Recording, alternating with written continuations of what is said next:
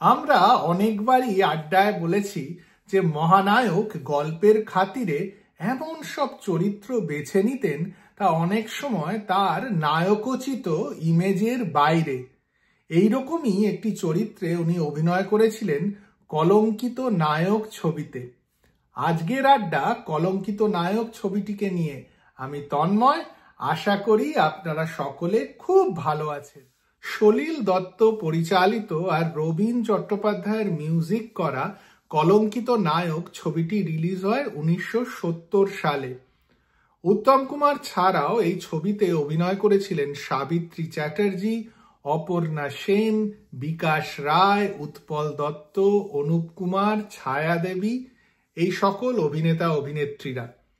যেই সময় এই ছবিটি তৈরি হচ্ছিল, অপর্ণা সেন আস্তে আস্তে অভিনেত্রী হিসেবে নিজের জায়গা তৈরি করছেন বাংলা ফিল্ম ইন্ডাস্ট্রিতে। উত্তম কুমার আর অপর্ণা সেনের জুটি কিন্তু খুব ভালো। এরা দুজনে একসঙ্গে অনেক ভালো ভালো ছবিতে অভিনয় করেছেন।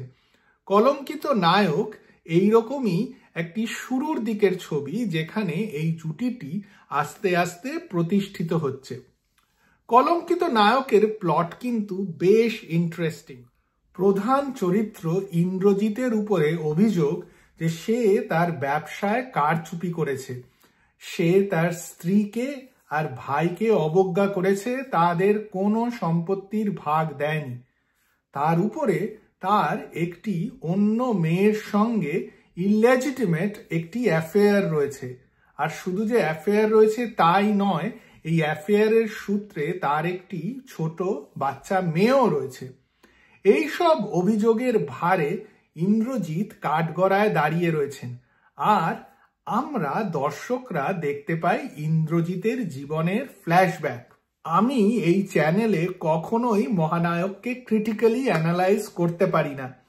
এমন অন্ধ ভক্ত যাই মহানায়ককে করতে দেখি তাই ভালো লাগে।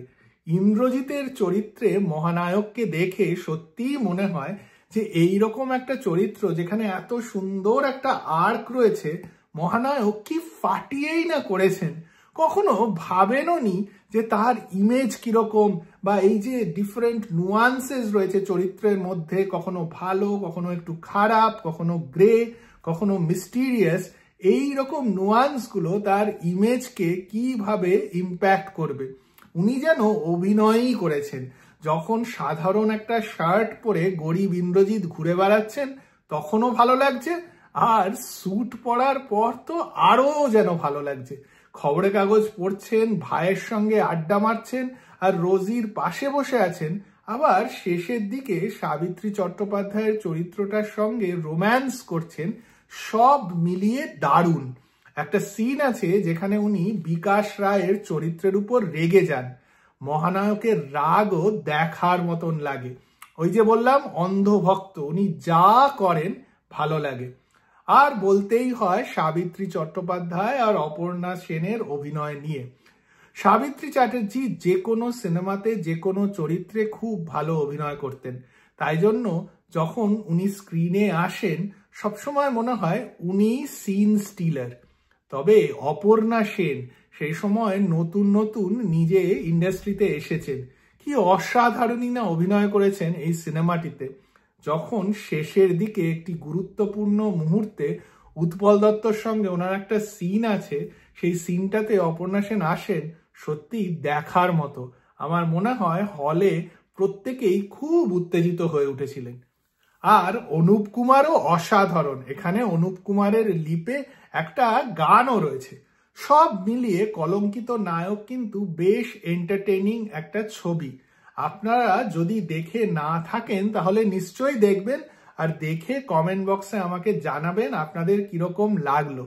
একটা সময় একটা ভিডিও আবার বানাতে হবে যেখানে উত্তম কুমারের ভার্সিট্যালিটি নিয়ে আমরা কথা বলবো। এর আগেও আমি কথা বলেছি, তবে নতুন নতুন এই সিনেমাগুলো যখন দেখি তখন মনে হয় যে এইটা যেন একটা লিমিটলেস টপিক।